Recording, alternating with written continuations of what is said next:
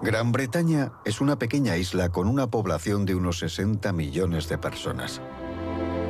La mayoría vive en ciudades o en su periferia, mientras que otros habitan en pueblos y aldeas. Algunos viven en altos bloques de pisos y otros en pequeñas casas de modernas urbanizaciones. Unos pocos habitan en viviendas muy grandes que forman un gran conjunto de impresionantes casas de campo, desde castillos históricos y obras maestras clásicas a maravillas góticas. Y desde el aire es posible ver cómo las viviendas de Gran Bretaña se funden con el paisaje, desde un elevado y poderoso castillo a una humilde granja junto al mar.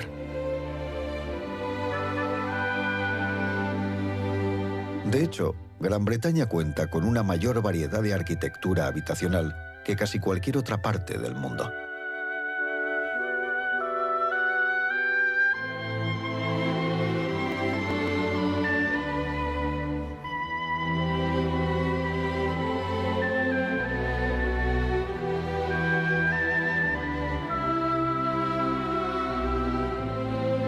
Los distintos estilos han aparecido y desaparecido, e incluso han regresado varios siglos después. La historia arquitectónica de Gran Bretaña también está entrelazada con la historia del país. Durante un milenio, los ricos y poderosos construyeron casas para impresionar. Todas forman parte de la historia arquitectónica de Gran Bretaña. Gran Bretaña desde el aire. Vuelo a la historia arquitectónica británica. Hace 10.000 años no había casas y el país estaba cubierto de bosques, exceptuando las montañas, los páramos y las ciénagas. Los cazadores-recolectores recorrían el país viviendo en cavernas o refugios primitivos. El mar empezaba a rellenar el Canal de la Mancha, aislando Gran Bretaña del continente. El paisaje era un lienzo en blanco esperando a las casas de todo tipo, tamaño y estilo que llegarían a lo largo de los siguientes milenios. Los primeros hombres dejaron su huella en el paisaje con algunos de los más extraordinarios monumentos prehistóricos, como Stonehenge, que podría datar de hace 5.000 años. Pero ¿en qué clase de hogares vivían estos primeros habitantes? En 1850, durante una violenta tormenta que abrió la tierra, fue descubierto aquí un grupo de casas, en Skara Brae, en las Islas Orcadas. Este extraordinario descubrimiento, que data de la misma época que Stonehenge, es uno de los ejemplos mejor conservados de los primeros asentamientos de Europa occidental. El poblado constaba de 10 casas que disponían de camas, asientos y aparadores. Incluso tiene un sistema de drenaje y posiblemente unos rudimentarios baños públicos. Es claramente reconocible como un conjunto de hogares y además bastante sofisticados. Parece que los ocupantes huyeron por algún motivo, ya que es evidente que el lugar fue abandonado en un momento dado.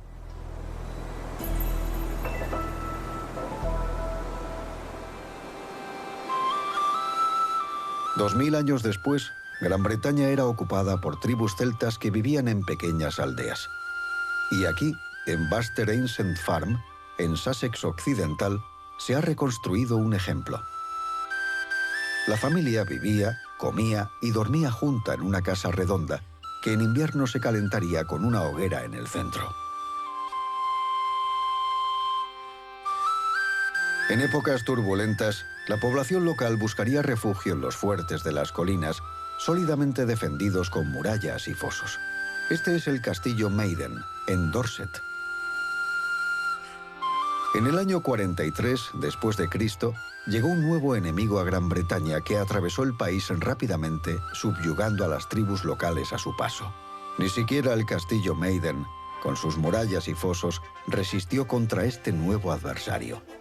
Los romanos habían llegado a Gran Bretaña. En los 400 años que siguieron, transformaron el país, construyendo calzadas, pueblos y ciudades. Roxeter, o Viroconium, su nombre latino, era la cuarta mayor población de Gran Bretaña, con unos 15.000 habitantes. Las murallas de muchas ciudades conservan aún hoy en día su forma romana. York es un buen ejemplo, en el que la parte inferior de la muralla señala la sección romana, con adiciones medievales posteriores por encima. Más importante para la historia de las viviendas británicas es el hecho de que los romanos construyesen las primeras casas propiamente dichas. La villa romana de Chatsworth, en Gloucester, era una casa con atrio, dormitorio con suelo calefactado, cuartos de baño y una cocina con agua corriente gracias a un aljibe de piedra. Para la población local, debía de parecer de otro planeta. La villa de Chatsworth debía de estar rodeada por sus cultivos, y los romanos, como los celtas, eran buenos agricultores. En Grassington, en Yorkshire del Norte, pueden verse los campos en forma cuadrada de los celtas junto a los rectangulares de los romanos, en estos extraordinarios vestigios. Los romanos introdujeron en Gran Bretaña alimentos básicos que siguen en la dieta actual: coles, guisantes, chiribías, manzanas, cerezas y ciruelas. La ocupación duró unos 400 años, antes de que el Imperio Romano empezase a desmoronarse y las tropas regresasen a casa desde lugares como el fuerte de Haustitz, en el muro de Adriano, para defender el imperio. Abandonaron ciudades, pueblos y calzadas, y sobre todo casas. Pero este estilo de vivienda no volvería a verse otra vez durante más de 1000 años, ya que la mayoría fue destruida cuando Gran Bretaña entró en lo que se conoce como los Años Oscuros. Son oscuros porque no sobrevivió casi nada, puesto que sucesivas oleadas de invasores destruyeron o abandonaron poco a poco las construcciones romanas. Los sajones intentaron invadir la isla durante décadas, pero siempre eran derrotados por los romanos desde sus fuertes costeros, como el de Porchester, en Hampshire, donde se construyó mucho después un castillo y una iglesia. Tras los romanos, los sajones tomaron el mando. Los sajones no usaban piedra para sus casas, sino madera y paja, y por eso no quedan restos. Sin embargo, en West Stone, en Suffolk, se ha reconstruido un poblado en el emplazamiento del original que nos da una idea de cómo era la vida de los sajones. Los sajones, a su vez, intentaron detener a los siguientes invasores, los vikingos, y tampoco existe hoy ninguna de sus casas. Pero en Dinamarca, en Trelleborg, es posible ver el perfil de una fortificación circular vikinga y las plantas de unas casas largas comunales que podían albergar a unas 1300 personas. La reconstrucción de una de ellas, donde vivirían unas 40 personas, tiene casi forma de barco. En otro yacimiento, cerca de Roskilde, en Dinamarca, está la reconstrucción de un asentamiento vikingo cuyas casas difieren poco de las sajonas de Inglaterra. Muchos daneses se establecieron allí, y de hecho, un rey danés llamado Canuto llegó a heredar el trono inglés. Lo sucedió el rey Haroldo, sajón, que fue derrotado y muerto en la batalla más famosa de la historia británica. Fue en el año 1066, y el combate se libró cerca del pueblo costero de Hastings. Y fue en este campo donde Guillermo de Normandía se convirtió en el nuevo rey de Inglaterra, disponiéndose casi inmediatamente a introducir grandes cambios en el país. Y el cambio en la arquitectura no fue el menor. Cuando Guillermo fue coronado rey en Londres, él y sus partidarios emprendieron la construcción de castillos donde vivir, esta vez de piedra. El rey empezó con uno de los más conocidos de Gran Bretaña, la Torre de Londres. En Chepstow, justo en la frontera con Gales, se comenzó a construir la Torre del Homenaje tras la conquista. Los muros exteriores y otras construcciones son de un siglo posterior. El castillo de Hedingham, en Essex, es una de las torres normandas que menor alteraciones ha sufrido en el país y se levanta solitaria como en el siglo XII. Quizá no parezca un hogar, con muros de 6 metros de grosor en la base, pero incluía elementos que pronto se encontrarían en las casas. La planta baja se usaba como almacén. El primer piso era el cuartel para los soldados de la guarnición y los sirvientes, y el segundo, más alto, para estar a salvo de cualquier ataque e iluminado por ventanas, era la gran sala, con pequeños aposentos comunicados con la galería para el señor local, Aubry de Ver y su familia. Puede que el castillo fuese un hogar, pero además era una afirmación de poder, y no solo pretendía atemorizar al enemigo, sino también a la población local. Un buen ejemplo es el castillo de Richmond, en Yorkshire del Norte, que sigue dominando la ciudad y era el instrumento de poder del rey. En la misma época en que se construían castillos, también se levantaban grandes catedrales como la de Durham. En menos de 100 años, los normandos construyeron casi todas las catedrales y abadías, muchas de ellas en el lugar de iglesias sajonas anteriores. Así pues, solo un puñado de las iglesias sajonas originales sobrevivió a este enorme programa de reconstrucción. Un raro ejemplo se encuentra en Bradwell-on-Sea, en Essex, la de San Pedro del Muro, una pequeña capilla que formó parte de un monasterio sajón y luego se usó como granero. La mayoría de la población sajona había vivido en sencillas casas de madera y paja con una habitación, y si no tenía otro oficio, trabajaba la tierra. Bajo el dominio normando, el paisaje cambiaba con grandes latifundios. Cada aldeano trabajaba en una parcela, y pueden verse a lo largo de este extenso campo un raro superviviente sobre Larne, al sur de Gales. Los límites no se señalaban con setos, sino con pequeñas zanjas abiertas. El campo pertenecía al señor local o al monasterio, que se quedaba la mayor parte de la cosecha. Actualmente no se conserva ningún poblado medieval completo e intacto, pero ha sobrevivido la planta de algunos claramente visible desde el aire. Appleton-le-Morse, en Yorkshire del Norte, es un ejemplo perfecto de una aldea que ha conservado su forma original. Las casas medievales fueron sustituidas hace mucho tiempo, pero la hilera de huertos que llega hasta una vereda que rodea la aldea ha sobrevivido al paso de los siglos. Estas parcelas se usaban para cultivar alimentos para los propietarios de las casas, y alrededor de la aldea hay restos de antiguas parcelas, ahora delimitadas con setos. Todas las pequeñas casas medievales que han sobrevivido han sido ampliadas y actualizadas con los siglos. En una aldea como Webley, en Herefordshire, algunas casas han conservado elementos medievales. Solo en los museos al aire libre pueden verse las casas medievales originales, desmontadas de su antiguo emplazamiento y vueltas a montar, restauradas y reconstruidas. Esta es la Granja Bailiff, del siglo XV, en el Museo al Aire Libre de Willand Downland, en Sussex Occidental.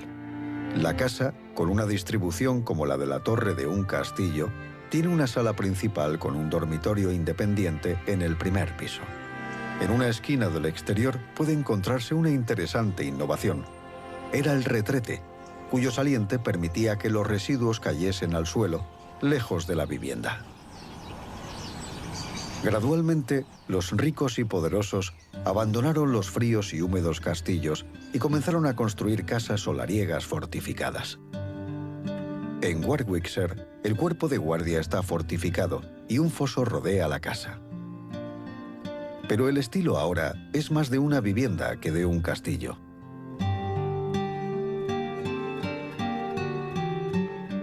Highton Moat, en Kent, es otro ejemplo que data de alrededor de 1320, y como Baddesley tiene un cuerpo de guardia fortificado.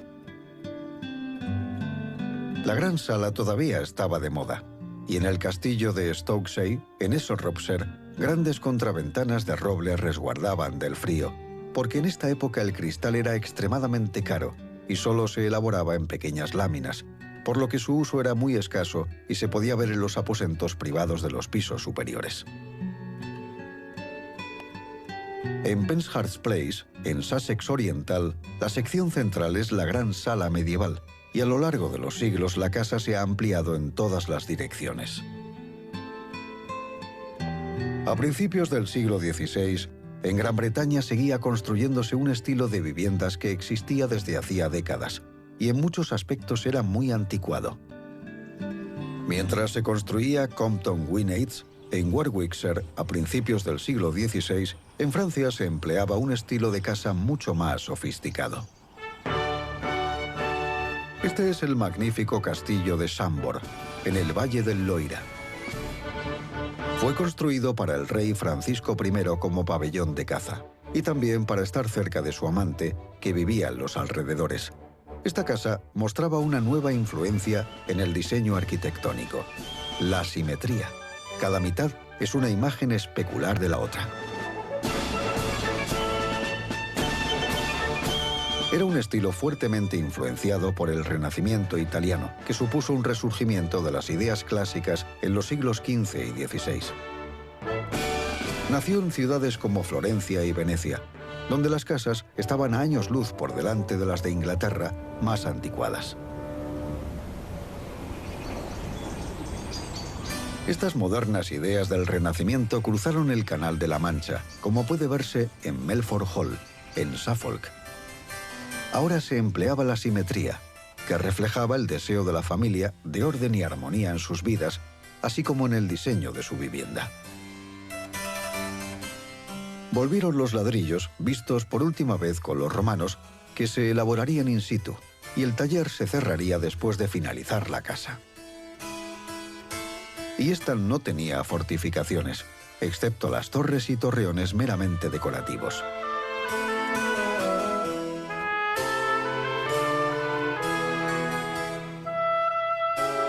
En el mismo pueblo puede verse otro ejemplo de este nuevo estilo en Cantwell Manor, rodeado por un foso. Este estilo se encuentra por todo el país. Doddington Hall, en Lincolnshire, es otro buen ejemplo. En una zona con material de construcción disponible, se usaba la piedra. Montacute House, en Somerset, fue construida para un abogado y juez, Sir Edward Phillips, en un estilo renacentista inglés, con algunos elementos de los Países Bajos, como los aguilones holandeses a lo largo del techo. Nuevas ideas del Renacimiento, inspiradas en la antigua Roma, empezaban a emerger en los ornamentos exteriores. La casa se construyó con la típica forma de E mayúscula, que se dice, aunque nunca se ha demostrado, que era un homenaje a la reina Isabel.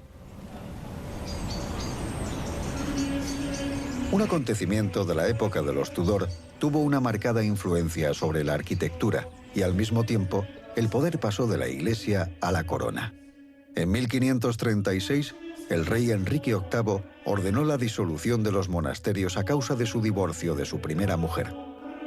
La abadía de Fountains, en Yorkshire del Norte, fue uno de los centenares de monasterios destruidos. Las abadías y sus tierras fueron entregadas a los amigos del rey o vendidas para llenar las arcas reales. Esto dio lugar a la construcción de viviendas de estilo Tudor, que posteriormente se calificarían como casas prodigiosas por sus impresionantes tamaños y calidad. Longleat House, en Wiltshire, es una de las más importantes construidas en el periodo Tudor. Gran parte de la piedra procedía de una abadía cercana, y el diseño era muy moderno para la época, con una decoración exterior inspirada principalmente en el estilo renacentista clásico. Esta casa simétrica se levantó rodeada de jardines, como muchos palacios italianos en ciudades como Florencia. Hardwicke Hall, en Derbyshire, se diseñó claramente para impresionar y podía verse desde kilómetros de distancia. La acaudalada condesa de Shrewsbury, cuyas iniciales pueden verse sobre las torres, exigió ventanas tan grandes que dieron lugar a un dicho inglés: Hardwicke Hall, más cristal que pared. Y en esta época el cristal seguía siendo muy caro. Se cree que el arquitecto de Hardwicke Hall también diseñó Wollaton Hall, cerca de Nottingham, para Sir Francis Willoughby. El dinero procedía de sus cercanas minas de carbón. Una característica poco habitual es el mirador, en lo más alto de la casa, que ofrecería a los invitados de Sir Francis maravillosas vistas de sus extensas tierras.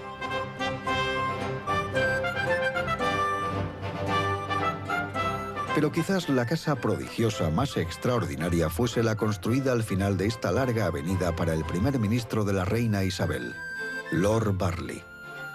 Hicieron falta 40 años para terminar Burleigh House, que más parece un enorme palacio que una vivienda privada. En el tejado aún se ven los antiguos torreones de estilo Tudor. Aquí, en Burley, se usaban para recibir visitas y para comer en la intimidad con vistas al parque. En la Edad Media, las grandes catedrales dominaban el paisaje y se construían a mayor gloria de Dios. Ahora había llegado el turno de las viviendas, como Burley House, que no se construían a mayor gloria de Dios, sino de sus habitantes.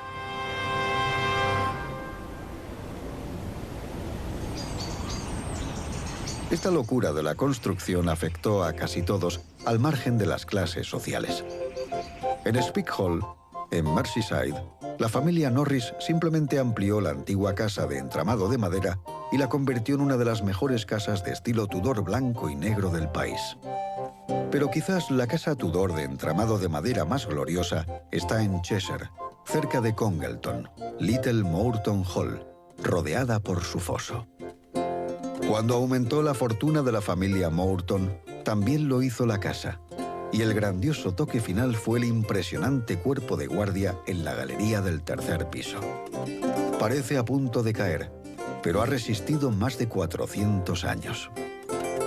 El período Tudor también tuvo una gran influencia en el diseño de jardines, y en la parte de atrás hay un pequeño y cuidado parterre que era el último grito del diseño en el siglo XVI. El estilo es muy formal y simétrico. El jardín de Doddington Hall, el Lincolnshire, es del mismo estilo, pero un poco más grande.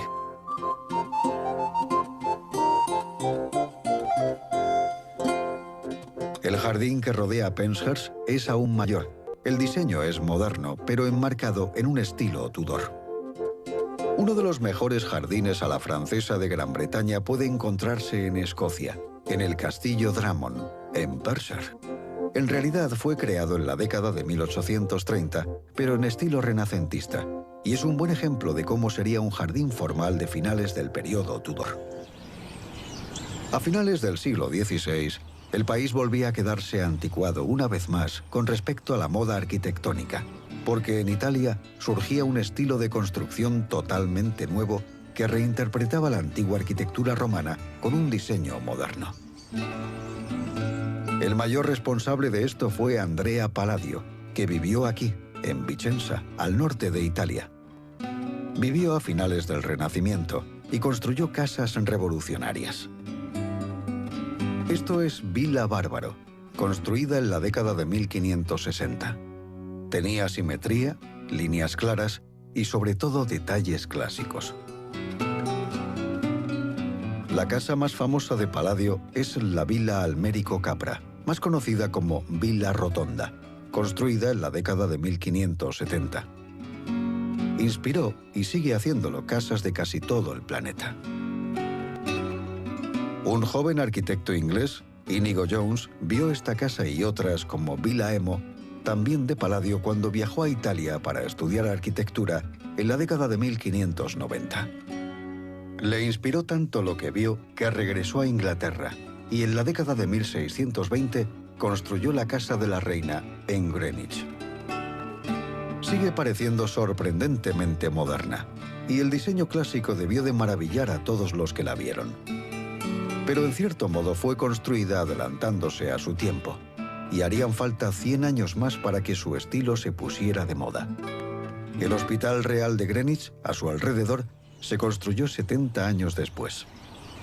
Para demostrar lo adelantado que estaba Inigo Jones a su época, el mismo año que se empezó la construcción de la Casa de la Reina, también se iniciaron las obras de Bleaking Hall en Norfolk, y no podrían ser más diferentes. Aún tiene el aspecto de una casa construida casi 100 años antes. Sin embargo, en esta época las ideas de Inigo Jones solo fueron adoptadas en pocos lugares. Uno de ellos fue Wilton House, en Wiltshire, donde diseñó una nueva fachada sur en estilo palladiano en la década de 1630. Sus ideas no fueron plenamente aceptadas hasta un siglo después. Mientras tanto, a mediados del siglo XVII, un nuevo estilo holandés adquiría influencia, dominando la arquitectura durante el próximo medio siglo. Y Ashdown House, en Oxfordshire, es un buen ejemplo de este estilo. Surgió con la restauración de Carlos II en 1660, cuando regresó de su exilio en Holanda. Ashdown se construyó como pabellón de caza, y desde el tejado los invitados podían ver los animales en los caminos que partían de la casa. Apark, en Sussex Occidental, se construyó en un estilo holandés parecido, pero con una importante diferencia: las ventanas. Estas eran las modernas ventanas de guillotina. Literalmente cambiaron el aspecto de las casas a partir de entonces, y se siguen usando en la actualidad. Hanbury Hall, en Worcestershire, es otro ejemplo de casa de estilo holandés que incluye las nuevas ventanas de guillotina. Se empezó justo al final del siglo y se finalizó alrededor de 1706. En 1707 se aprobó el Acta de Unión, que implementaría el Tratado de Unión entre Inglaterra y Escocia para formar el Reino Unido. Esta nueva alianza fue próspera. Los ricos y poderosos querían impresionar, y esto a los franceses se les daba muy bien. Una vez más, Gran Bretaña buscó la inspiración en la otra orilla del canal.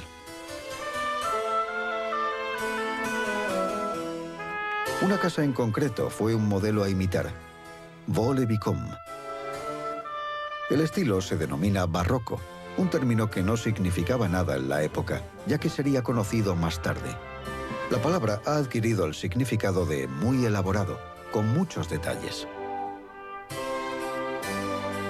La casa fue construida para Nicolas Fouquet, ministro de Finanzas de Luis XIV, y acabaría siendo su perdición. Eclipsó al rey, que mandó arrestar a Fouquet tras una espectacular fiesta ofrecida por él en su casa. El rey no tardó en confiscarla y luego encargó a su arquitecto y su jardinero que creasen un palacio para él en Versalles. La dimensión de los jardines de Vaux es igualmente impresionante. Se arrasaron 3 aldeas para hacer sitio para este elegante diseño. Y se llegó a rumorear que se había contratado a 18.000 personas para su mantenimiento y cuidado. Diseñados por el gran paisajista francés André Le Nôtre, el resultado llegaría a tener una formidable influencia. Efectivamente, discípulos de Le Nôtre diseñaron los grandes jardines de Hampton Court en Surrey bajo la dirección de Sir Christopher Wren, quizás el arquitecto británico más conocido. Incluían el Privy Garden, recientemente restaurado, que podía verse desde los nuevos edificios palaciegos diseñados por Wren en el nuevo estilo barroco. Y el estilo se extendió por todo el país. Chatsworth House, en Derbyshire, fue remodelada con un estilo barroco muy inglés, y sin duda debió de impresionar como la casa más moderna de su tiempo. El enorme jardín, que llegó a ser el más grande del país, ha desaparecido casi por completo. Solo han quedado algunas secciones arquitectónicas, como el canal y la cascada.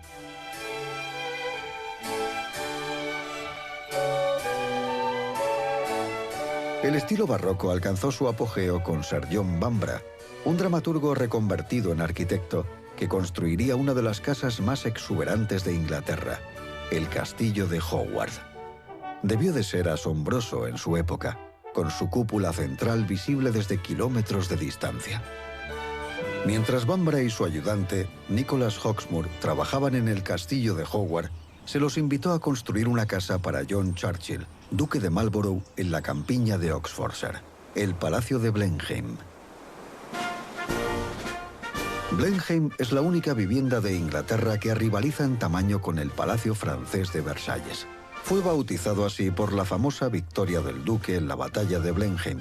Además, es el único palacio de Gran Bretaña que no pertenece a la realeza. Durante su construcción fue muy criticado como poco práctico y ostentoso. El escritor Jonathan Swift dio su opinión en forma de poema. Mirad, ahí está la grandiosa entrada. Por allí pasa la diligencia de su excelencia. Allí está el puente, allí el reloj. Observad el gallo y el león. El patio espacioso, la columnata, y fijaos qué amplia es la sala. Galerías ideadas para pasear, ventanas para retirarse a charlar, la sala del consejo para debatir y los aposentos regios para vivir. «Gracias, señor», exclamé. «Muy elegante. Pero ¿dónde se duerme? ¿Dónde la cena es dada? Veo, por lo que contasteis antes, que es una casa, no una morada». El barroco había alcanzado su apogeo y se avecinaba una transformación.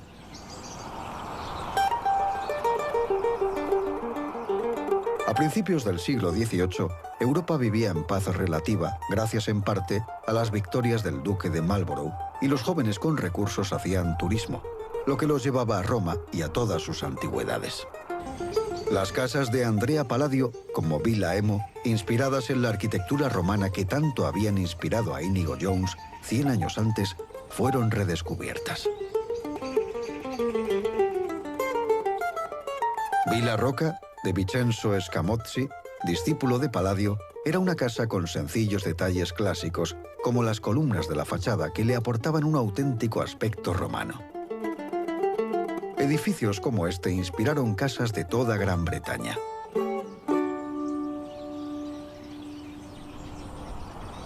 En esta época se reinventó la arquitectura clásica, donde los caballeros ingleses de educación clásica podían vivir y sentirse como un emperador romano, y Gran Bretaña adoptó este nuevo estilo. Dominando el río Tweed, en la frontera con Escocia, está Paxton House. Todos los adornos barrocos han desaparecido. La casa posee sencillas líneas clásicas y una grandiosa entrada. Hagley Hall, en Worcestershire, es otro buen ejemplo de este nuevo estilo palladiano, que también introdujo lo que se dio en llamar piano nobile, la planta principal con las habitaciones más importantes de la casa. Se elevaba sobre la planta baja o rústica, que incluía la cocina y otras dependencias. Algunas casas copiaban elementos de los edificios originales de Palladio. El ala sur de West Wycombe, en Buckinghamshire, se inspira en el Palazzo Chiericati de Vicenza, cerca de Venecia. Y el castillo de Merworth, en Kent, es una copia casi exacta de la Villa Rotonda, también en Vicenza. Aunque merece la pena mencionar que casi 200 años separan la construcción de los dos edificios. En la segunda mitad del siglo XVIII, tuvo lugar en Italia, al pie del monte Vesubio, cerca de Nápoles, un descubrimiento que ejercería una enorme influencia en la arquitectura y daría paso al movimiento neoclásico. Esto es Pompeya, enterrada por la erupción del año 79 después de Cristo. Fue redescubierta a mediados del siglo XVIII y desde entonces no ha dejado de excavarse lentamente. Aquí había una auténtica ciudad romana, con calles enteras, edificios y templos casi completos, y sobre todo, detalles en decorativos reales, tanto interiores como exteriores. Ya no había que imaginar cómo se construían las casas romanas. Se podía diseñar una basada en la realidad. La onda expansiva se sintió en casi toda Europa occidental. En Kedleston Hall, en Derbyshire, el arquitecto escocés Robert Adam creó su obra maestra neoclásica. Adam había pasado 5 años en Italia y estaba al tanto de los últimos descubrimientos. Por ejemplo, había visto el arco de Constantino que se levantaba junto al Coliseo en Roma e hizo detallados dibujos de él. Al volver a Derbyshire, lo incorporó en la fachada sur del edificio. Esto era una auténtica casa neoclásica. Y alrededor de estas nuevas viviendas neoclásicas había un nuevo estilo de jardín, el parque paisajístico. La idea procedía en parte de los cuadros italianos del XVII, con vistas campestres de templos antiguos y otras escenas clásicas. En Petworth House, los grandes jardines formales fueron arrasados en medio de este frenesí y reemplazados por un lago, árboles y colinas cuidadosamente emplazados. El diseñador más conocido de este nuevo estilo de jardín fue Lancelot Brown, más conocido como Capacidad Brown, por decir de un nuevo encargo que tenía una gran capacidad de mejora. Y en este paisaje solían construirse templos clásicos. En Stourhead, en Wiltshire, el jardín está apartado de la casa en un valle inundado para crear un lago.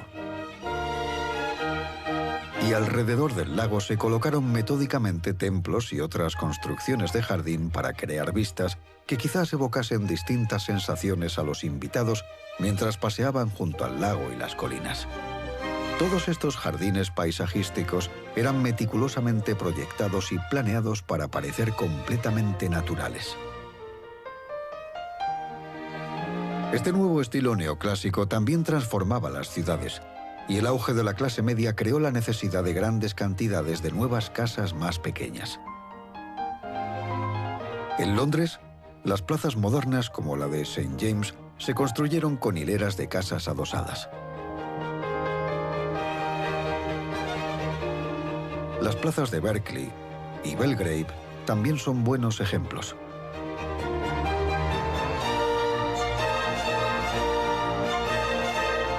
En Edimburgo, la ciudad nueva se construyó con plazas en círculo y casas de inspiración clásica.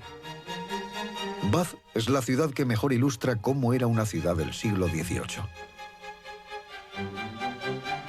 Construidas con piedra de Bath, las casas de color miel forman grandes semicírculos, plazas e incluso un circo inspirado en el Coliseo de Roma.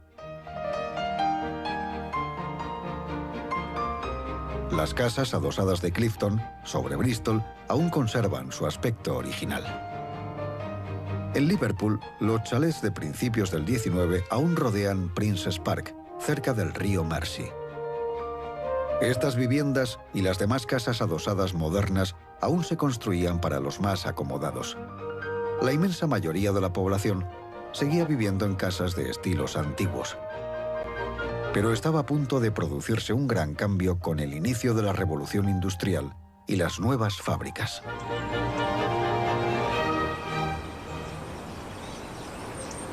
A principios del siglo XIX, familias enteras dejaban el campo en busca de trabajo en las nuevas fábricas. En la de Quarrybank, en Cheshire, el propietario, Samuel Gregg, construyó un pequeño pueblo cerca de la fábrica para alojar a sus obreros.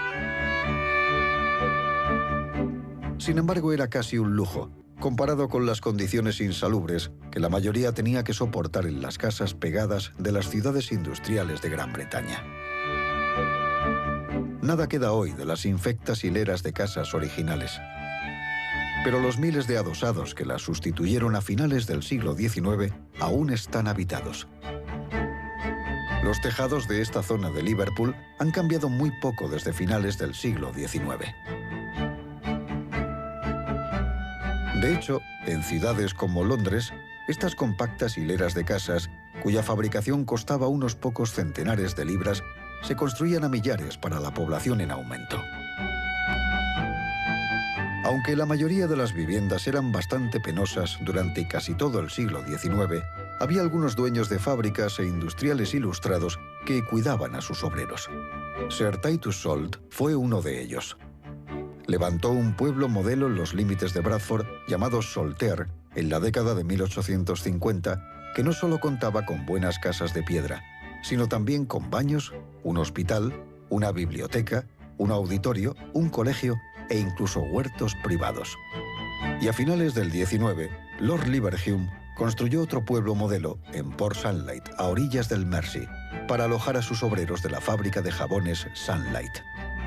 Tenía casi las mismas comodidades que Saltaire, pero mientras que este tenía un diseño uniforme, en Port Sunlight cada una de las 900 casas era única.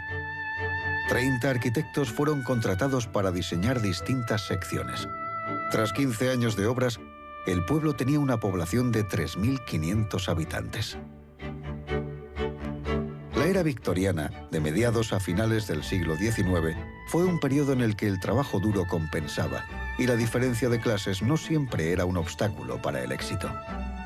Comprar una finca en el campo y reformar la casa o construir una nueva era una forma de ser aceptado por la sociedad. Un buen ejemplo de ello es Somerleyton Hall, en Suffolk. Fue adquirida por un hombre que nació en Halifax con muy poco y creó, junto a su hermano, un negocio de alfombras muy rentable. Donó gran parte de su riqueza a la beneficencia y fue nombrado caballero por la reina Victoria. Se llamaba Sir Francis Crossley. Envió a Eton a su único hijo, quien más adelante sería nombrado Lord Somerleyton. En 2 generaciones, la familia había pasado casi de la pobreza a gozar de riqueza y respeto. Y esta fortuna podía construir casas como Somerleyton Hall. La riqueza creada durante gran parte del siglo XIX supuso un boom de la construcción y también una confusión de estilos, donde las ideas del pasado eran desempolvadas y reinterpretadas por arquitectos victorianos. A principios del siglo XIX, cuando Victoria se convirtió en reina, algunos nuevos ricos incluso retrasaron el reloj a los días de los normandos y volvieron a construir castillos. En 1859, la reina visitó el castillo de Penrhyn, en el norte de Gales, recién inaugurado.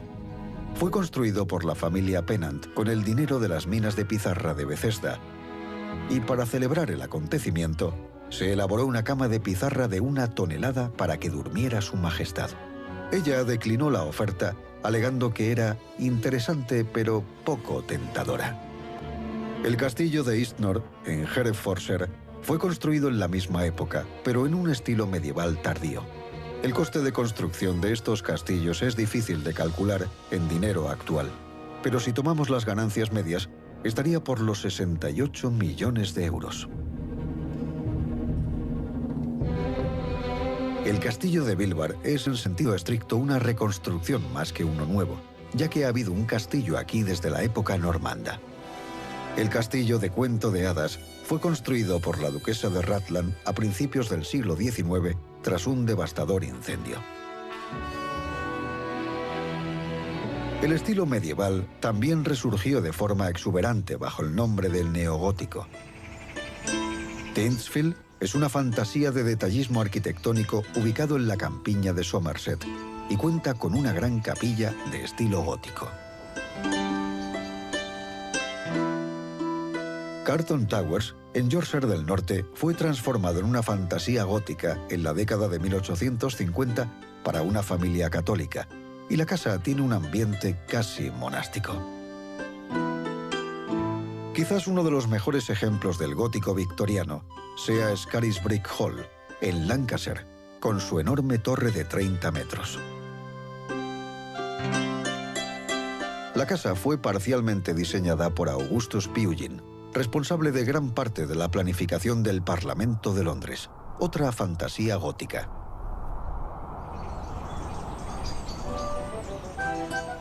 Uno de los estilos más populares que resurgieron fue el Tudor, la alegre Inglaterra rural de Isabel I, pero esta vez a una escala mucho más grandiosa. A finales de este largo paseo recto se encuentra Harlaxton Manor, en Lincolnshire. Fue construida para un industrial que nunca llegó a vivir en ella.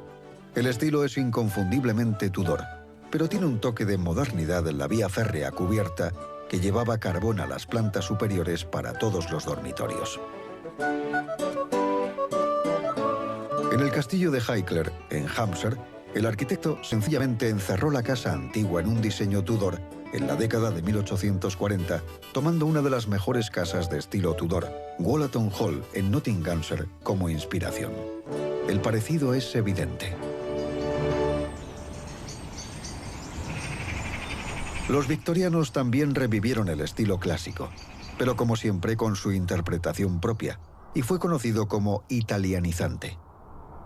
Broadsworth Hall, en Yorkshire del Sur, es un buen ejemplo que ha permanecido relativamente intacto desde su construcción en la década de 1860. La casa es inusual para su época, ya que era bastante simétrica. El diseño de jardines durante este periodo se alejó del diseño paisajístico informal y se reinventó el antiguo estilo formal, separando la casa del parque.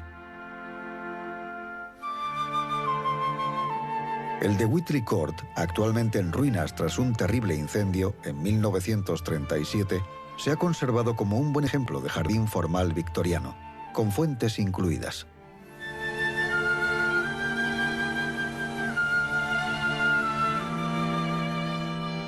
La casa se reformó en la década de 1850 con estilo italianizante.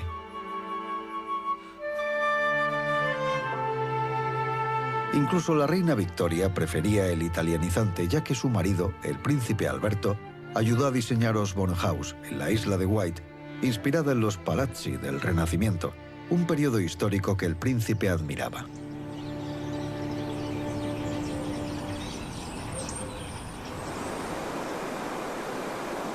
Para su nueva casa real, en Escocia, el príncipe recurrió a otro estilo antiguo, el de los castillos de las tierras altas del siglo XVII.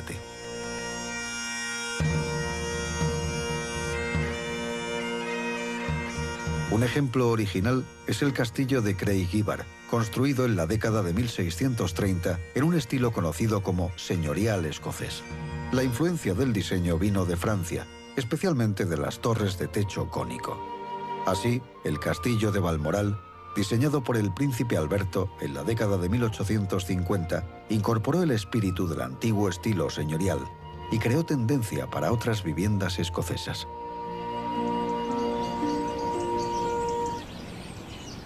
Y en la campiña de Buckinghamshire se puede ver una recreación de un château francés del siglo XVI. Esto es Waddesdon Manor, construida en estilo renacentista para la familia Rothschild. Se levanta sobre la cima de una colina y se tendió una vía férrea para llevar material de construcción desde la carretera más cercana. No se reparó en gastos.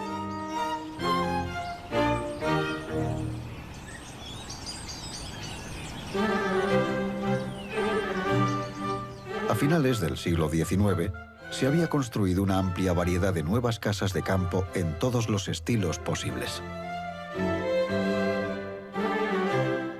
Era inevitable que hubiese una reacción a esta confusión de estilos y a la grandiosidad, el tamaño y la ostentación de los edificios. Y cuando llegó, la inspiración se halló en las construcciones domésticas y funcionales del pasado británico. Un hombre que ejercería una enorme influencia sobre este nuevo estilo fue William Morris. Vivía aquí, en Kelmscott Manor, en Gloucestershire. Morris era diseñador y artista, abogaba por las técnicas artesanales y despreciaba los métodos de producción en masa. Era socialista y veía nobleza en el diseño realizado a mano. Fue una figura prominente del nuevo movimiento de artes y oficios. Un edificio que inspiró sus ideas estaba cerca de su casa, el Gran Granero de Coswell. Una construcción levantada por monjes, y desde hacía 600 años que seguía en pie y en uso. Para Morris, su estilo sencillo le aportaba gran belleza. La función y la forma armonizaban una con la otra. Este enfoque más simple anunció un nuevo estilo de vivienda. Y aquí, a orillas del lago Windermere, en Cumbria, hay un fantástico ejemplo: Blackwell House. La casa fue diseñada en 1900 por el propietario de una cervecera de Manchester en estilo artes y oficios, y ha permanecido prácticamente intacta desde entonces. Es sorprendentemente moderna comparada con las enormes y grandiosas casas de la década anterior, y aún así tiene un ambiente hogareño que ha conservado durante siglos. El arquitecto señaló que, al cruzar el umbral, pasamos a un territorio encantado, donde todo va a estar en armonía. Este nuevo estilo se extendió entre las viviendas ordinarias que flanqueaban las calles principales de pueblos y ciudades después de la Primera Guerra Mundial. Se conoció como urbanización encinta. Calles enteras de casas de estilo artes y oficios, algunas con vigas decorativas, empezaron a llenar las periferias de las ciudades. Cuando la población aumentó a principios de la década de 1920, se crearon nuevos barrios ajardinados en las afueras para alojarla. Uno de los primeros fue Welwyn Garden City, fundada en 1920. En el centro se encuentra Parkway, una zona comercial de 1,5 kilómetros de largo.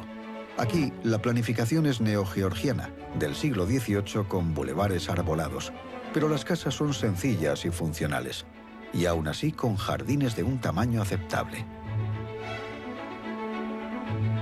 Tras la Segunda Guerra Mundial, se creó una nueva ciudad en Harlow. Aquí la idea era dividir la ciudad en barrios, cada uno con una pequeña zona comercial. En el centro estaba el distrito comercial principal y la primera zona peatonal. También contaba con la primera torre de apartamentos.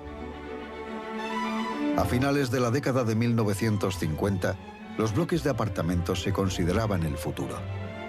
Menos terreno para más viviendas.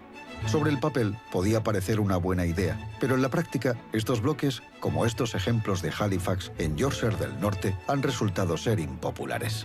Quizás el polígono de Park Hill, en Sheffield, construido a finales de la década de 1950, ejemplifique las diferencias entre lo que los arquitectos diseñan y dónde quiere vivir realmente la gente. Esta urbanización está vacía, aunque en 1988 fue declarada edificio histórico. Para muchos, ciudades como Milton Keynes son la respuesta. La construcción es de finales de la década de 1960 y los diseñadores se inspiraron en ciudades jardín de éxito como Welwyn. La mayoría de las familias, cuando se les pregunta, dicen que prefiere vivir en una casa con jardín, aunque sea pequeño. Los nuevos inmuebles a menudo ofrecen esto, y muchas constructoras todavía se basan en un estilo particular que se remonta a hace siglos: las vigas expuestas del periodo Tudor. Después de 2000 años de arquitectura británica, parece que este estilo de casa conserva, más que todos los demás, su popularidad y atractivo. Así que quizás Lower Brockhampton Hall, en Herefordshire, de vigas de madera, rodeada por su foso y con su pintoresco cuerpo de guardia, sea para muchos la casa perfecta, una en la que soñar vivir.